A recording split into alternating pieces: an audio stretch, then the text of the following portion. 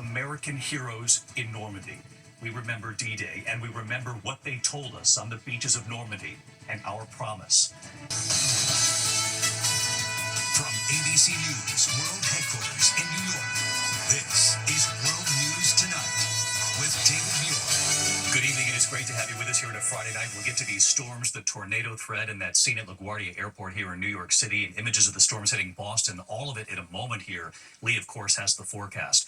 But we do begin tonight with President Trump talking to ABC News about Elon Musk. Tonight, President Trump telling our Jonathan Karl that Musk, quote, has lost his mind. And what the president said just moments ago about whether he has any plans to talk with Musk. ABC's chief Washington correspondent Jonathan Karl leading us off after talking with the president about Musk amid this explosive feud between the two men. A day after his explosive breakup with Elon Musk, President Trump told me Musk is, quote, the man who has lost his mind, adding that Musk wants to talk to him, but he's, quote, not particularly interested in talking to Musk right now. And just moments ago, ABC's Rachel Scott asking Trump about Musk. Do you have any plans to speak with Mr. Musk? This was one of your closest advisors. No, I don't have any plans. Sources close to the president tell me Trump is telling people that Musk's outburst happened because he's using drugs. I asked Trump about that, but he wouldn't comment on the record. The president later told CNN about Musk, quote, he's got a problem. The poor guy's got a problem. This after yesterday's spectacle, which began when Trump in the Oval Office reacted to Musk's escalating attacks on his budget bill, which Musk has called a, quote, disgusting abomination. I'm very disappointed in Elon. I've helped Elon a lot. Musk was watching, and while Trump was still speaking, he fired back, posting, without me, Trump would have lost the election. Such ingratitude. Trump responded on his own social media, suggesting Musk was just another disgruntled former employee, saying, quote, Elon was wearing thin. I asked him to leave. He also threatened to cut Musk's $20 billion in government contracts. Musk went nuclear, suggesting Trump should be impeached, and then going even further, linking Trump and notorious sex trafficker Jeffrey Epstein. Time to drop the really big bomb, Musk posted on X. Real Donald Trump is in the Epstein files. That is the real reason they have not been made public. That explosive accusation caught everyone by surprise. FBI Director Kash Patel hearing what Musk had said while he was in the middle of an interview with podcaster Joe Rogan. Jesus Christ, that's a crazy thing to say. How does he know? Does he know that Donald Trump is in the Epstein files, or does he have access to the Epstein files? I don't know how he would, but I'm just staying out of the Trump-Elon thing. That's way outside What the are they doing? I know my lane, and that ain't it. But overnight, it seemed like both Musk and the president were trying to tone things down. When one of Trump's top supporters posted, they should make peace for the benefit of our great country. We are much stronger together than apart. Musk responded, you're not wrong. And sources tell ABC News that the White House is considering either selling or giving away that red Tesla Model S that Trump bought with some fanfare back in March as a show of support for Elon Musk. Trump was just asked about this on Air Force One, and he said he hasn't really thought about it. John Karl at the conversation. John, thank you. We turned out at the severe storms on the move tonight from Texas, really all the way up into the Northeast. In fact, look at the images from LaGuardia Airport in New York City tonight. Ground stops at multiple airports across the Northeast. At LaGuardia, the line of planes, as far as you can see, the delays mounting amid multiple ground stops and these storms moving in. This one bearing down on a home, but somehow the home was spared in the south. Already more than 24 reported tornadoes in the past 24 hours. The major twister, one near Lubbock, Texas, right here. In Van Buren, Arkansas, a tornado striking this neighborhood, damaging more than 50 homes. And today, in Massachusetts, storms reaching into the Northeast. Giant trees coming down onto cars and homes in South Boston. Lee Goldberg standing by with the forecast, and Maria Villarreal in Texas tonight. Tonight, more than 35 million on alert for severe storms. Tornado sirens sounding in Van Buren, Arkansas, just after dawn. Sheet metal flying off this warehouse. Authorities in Van Buren say at least 50 structures were hit. How's your place? It's gone. Everything's gone. Families in shock. I just heard a big noise. My window cracked. A tree fell in the window. Man, it was this close to my bed. Overnight, multiple tornadoes reported in New Mexico and West Texas. This powerful twister churning near Lubbock. Storm chasers Simon Brewer and Justin Drake getting up close. Oh my gosh, man! Storms also dumped torrential rain that swamped drivers in shallow water Texas. Lightning likely to blame for these massive oil storage tanks erupting in flames southeast of Oklahoma City. And an early round of storms in the Boston area taking down trees. Planes stacked up at New York's LaGuardia Airport. More than 100 flights canceled there alone as the Northeast is under threat again tonight. And David, you can see the damage left behind by those storm straight line winds hitting this building, knocking it all over. Families tell me right now they are very concerned about the weather that is expected to hit over the next few days. We're talking about hail, more rain, and now this entire area, Lubbock, they are under a tornado watch. David? Yeah, all over again, Maria. Thank you. Let's get right to Chief Meteorologist Lee Goldberg of our New York station WABC back with us tonight. Hi, Lee. Hi, David. Severe thunderstorm warning in the Lubbock area right now. We can't get a break in this area. There's a tornado warning in the Oklahoma Panhandle. The watches extend to eastern Colorado. There's another tornado watch, western Kentucky, western Tennessee. We've had severe storms in New England, showers in the Hudson Valley. We've been tracking storms here in the New York area. Let's time this out. Showers and storms, waves of them will go through the Northeast during the day tomorrow. They'll be offshore in the evening, and then our focus turns to the south. I mean, we have a severe threat all the way from Texas and Oklahoma to the East Coast. Some of the strongest storms, an enhanced threat for damaging winds over Mississippi and Alabama. By Sunday, you're talking about a threat that's on the East Coast from Virginia Beach to Savannah, and a renewed threat once again over the Texas Panhandle. They can't get away from the storms. David? Lee Goldberg back with us on a Friday night. Thank you, Lee. Tonight, ABC News, the first to report that deported Ukraine Martha Raddatz is there as Russia now attacks Ukraine. Russia saying it's retaliation for those Ukrainian drones. Tonight, Martha's exclusive interview with President Zelensky. Zelensky revealing it was actually Russian drivers who unknowingly drove those Ukrainian drones deep inside Russia. Martha Raddatz tonight and her exclusive interview from Kyiv as those Russian missiles came down overnight. Tonight, Ukraine reeling from a deadly and terrifying barrage.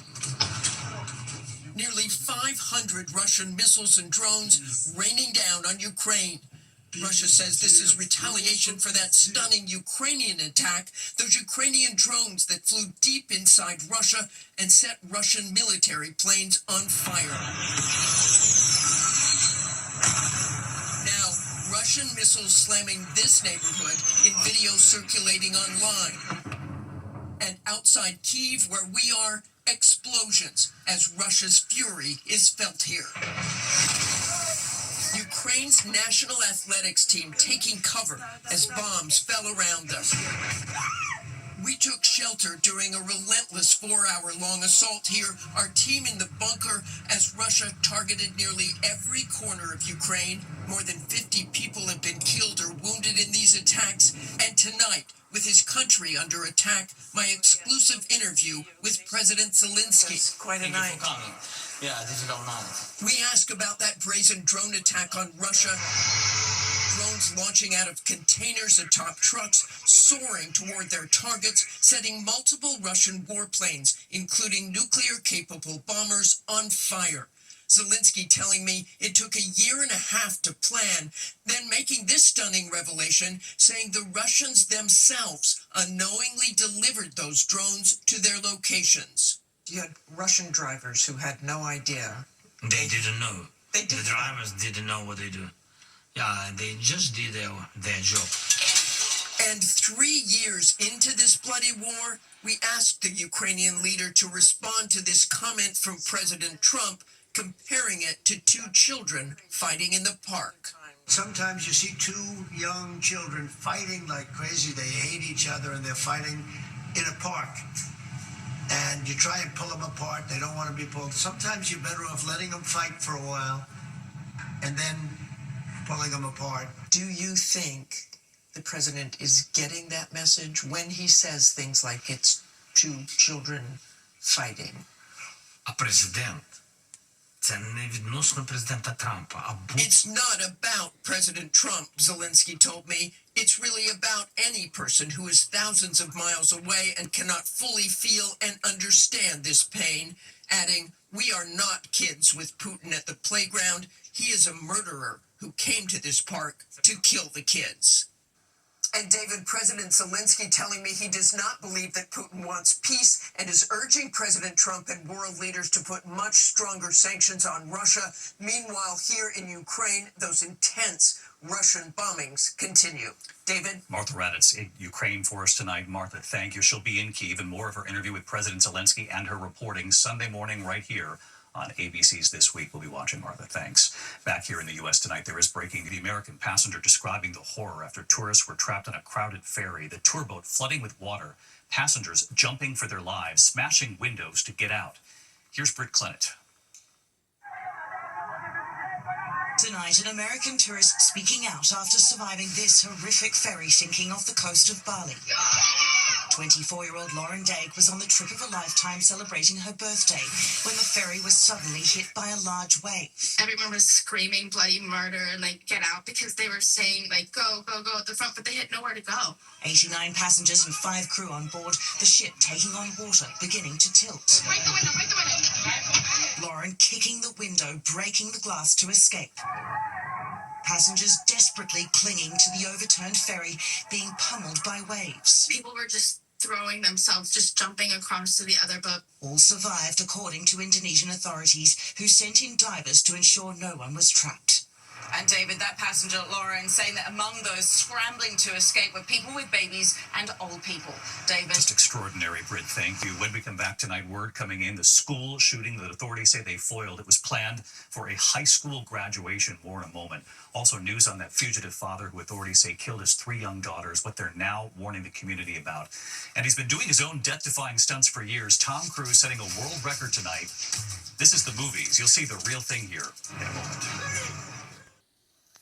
Tonight, authorities in Pontiac, Michigan say they have halted a plot to open fire at a high school graduation. Deputies called to the scene of a fight outside the graduation ceremony and then got a tip right there on the scene. A search revealing 2 loaded guns with high-capacity magazines. 2 suspects identified. A 19-year-old is under arrest. A 20-year-old remains on the run tonight. Neither were students at the school. Tonight, authorities issuing a new warning in their manhunt for a father accused of killing his 3 young daughters in rural Washington state. Police releasing a new image of Army veteran Travis Decker. The bodies of his daughters were found in a campground. Residents in the area are being urged to lock all doors, windows, and sheds. When we come back tonight, the American heroes returning to Normandy, and we'll go there too. And Tom Cruise jumping into the record books tonight, and you'll see it. Finally tonight, the heroes of Normandy. The sunrise in Normandy today, 81 years after D-Day. American heroes gathering there to mark this day. The brave young men who would storm the beaches of Normandy and change the course of World War II and the world. It was 1 year ago, on the 80th anniversary, we promised to meet World War II heroes from the U.S., who we have been documenting for years on Utah Beach, and we'll never forget the moment we saw them. Gentlemen. Hello. Good to see you again. Good to see you. And we remember what they told us. Staff Sergeant Irving Locker. Irving, why was it so important for you to get back here? It was so important for me to let people know that freedom is not free. I thank God every single day that I'm alive and well, and people have to know that. People have to know that. Because many did not survive. They did not survive. Private First Class Jake Ruser. You believe that if people remember the sacrifices that were made here, that it might actually bring our country together back home? I think they will. We're meeting people from all over the world. It's really something why they're remembering what happened 80 years ago here. And it was just today we heard from Private First Class Jake Ruser and his family, telling us we need to remember and honor the bravery and sacrifices made by those who were there. And we remember the moment strangers gathered on that beach who saw us sitting with heroes. You're the heroes. Thank you. Oh, thank you very much. Oh, thank you. Those strangers lining up to say thank you. They are the heroes of Normandy, and we will never forget. Thank you for watching here this week. I'm David Muir. I'll see you Monday. Good night.